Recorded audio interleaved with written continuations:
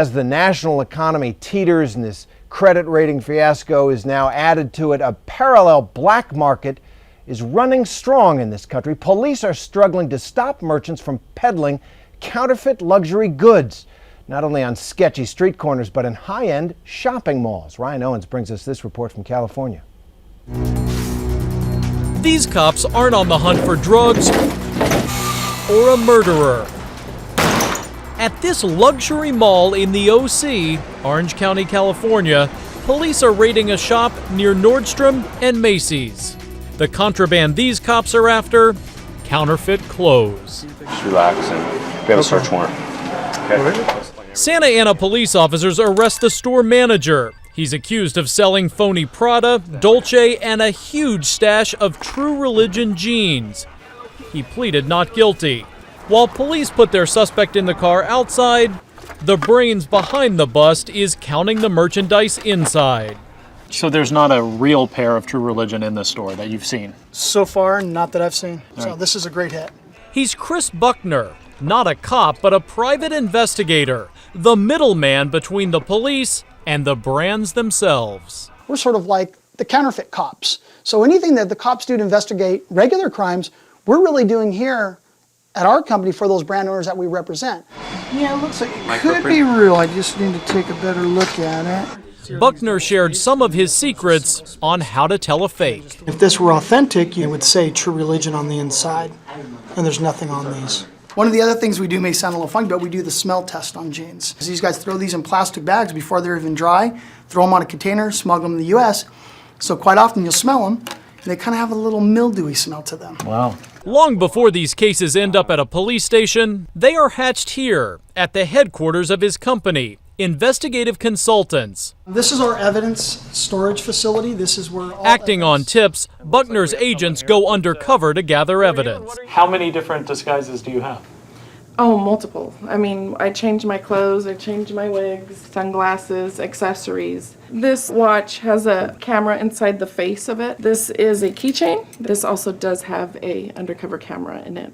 James Bond would be jealous. Here's video of an undercover purchase, what investigators believe is a pair of counterfeit headphones. Monster Beats by Dr. Dre. The real ones retail for almost $300. Here, the subject shows the goods, and money is handed over. There's a darker side than what the public even knows. It's huge. It's beyond what anybody can even comprehend. BUCKNER says counterfeiters do a lot more than rip off high-end designers.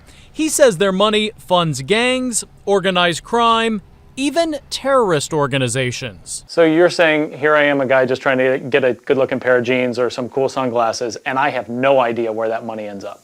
You have no idea. There is an attitude that this is a victimless crime. Do you run into that attitude with law enforcement? We don't want law enforcement to look at us or the brand owner and say, you're wasting my time on a really tiny case and it's not a good case.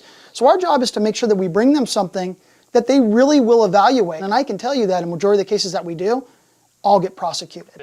The warehouse in the back of their office proves that. You have everything from luxury goods to tennis shoes, you name it, it's in here. A mountain of confiscated goods, boxed up and stored as evidence for trial. Police are the first to say they couldn't do it without BUCKNER.